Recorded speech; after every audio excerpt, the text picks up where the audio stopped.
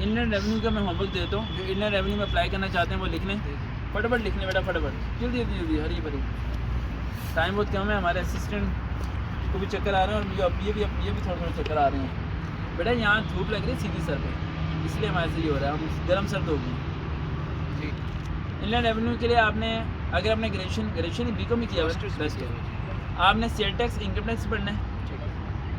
Sale tax income tax slab rate आपको पता होना चाहिए, अभी 19 चल रहा है, पहले 17 था, ठीक है।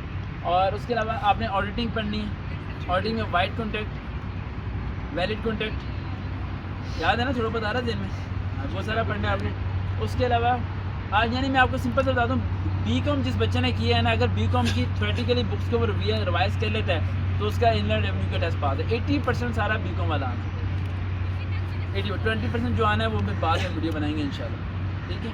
थैंक यू सो मच, अल्लाह हाफ़िज़।